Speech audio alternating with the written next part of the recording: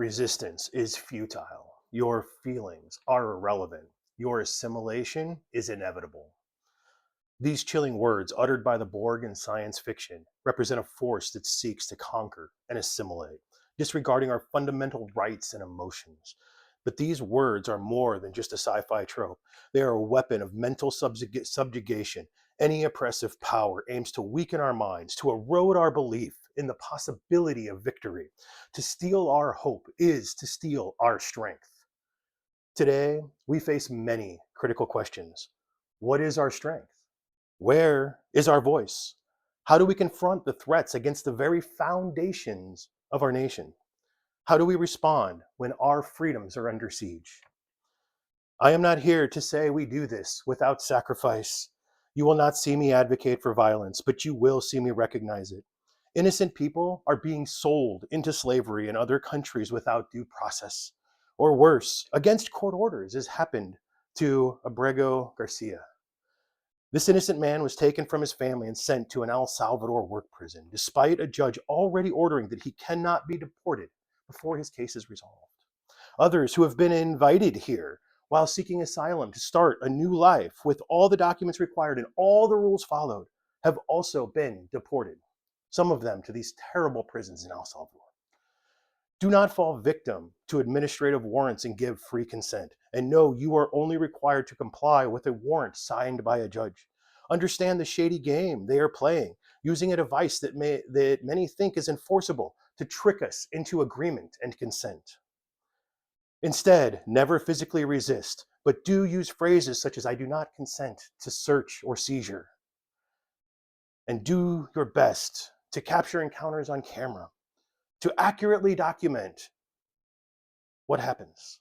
Businesses and homes are being raided by ICE with these administrative warrants that carry no judicial authority. Specific reports from New Jersey claimed a veteran was told their ID was fake, their military ID was fake, while being detained for hours despite being a natural citizen born in the US territory. By understanding these tactics, we have more power to protect our freedoms and resist unlawful overreach. By knowing our rights, we empower ourselves to challenge these abuses. But we, the people, have more power than we know. We build the infrastructure. We make the world work. Our efforts prop up the elites that want to control us. And history has shown that in warfare, numbers have the advantage over technology. The rich only succeed because we build their wealth for them. The powerful derive their power from our votes. This is our mess, and it's about damn time we pick up a mop. So today, I ask you to consider your role. Protests are soon happening nationwide, should you choose to partake. But before you do, consider carefully your role. While going to these protests is a worthy and valid use of your courage, only you can consider if your courage would be greater if you ensure your safety. I really wish I didn't have to suggest any of this. But if you aren't in permanent status in this country, consider being here for us when we need you at later stages in this resistance. Maybe not risking yourself so your family and community who depend on you can continue to have you throughout this resistance. For those of us who are native born, whose skin does not draw immediate prejudice, who possess the education and knowledge of our rights and laws, and who can engage in authority with confidence, we hold a unique advantage. Consider the debt we owe to those who came before us. We must demonstrate our gratitude by repaying the debt for those who sacrificed to free us from tyranny over 200 years ago.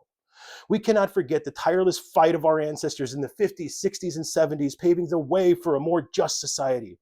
Imagine the shame we will feel if we fail to act now, if we allow our nation to descend into the tyranny that our ancestors had the courage to free us from. I'm not here to shame anyone or to dictate their actions. I am here to emphasize the gravity of this moment. Let us reflect on our potential contributions. Let us rise to this challenge to surpass not only our own limitations, but also the moral failings of those who seek to suppress our freedoms. Let us commit to defending the principles that have made this nation great. Let us speak out for liberty and justice for all. Let us demand that our elected officials uphold the law. Let us rise up against the lawless actions that are being perpetrated against our fellow citizens. And let us do so with unwavering integrity, with a moral compass that guides us to treat others with far more respect than they are ever going to show to us.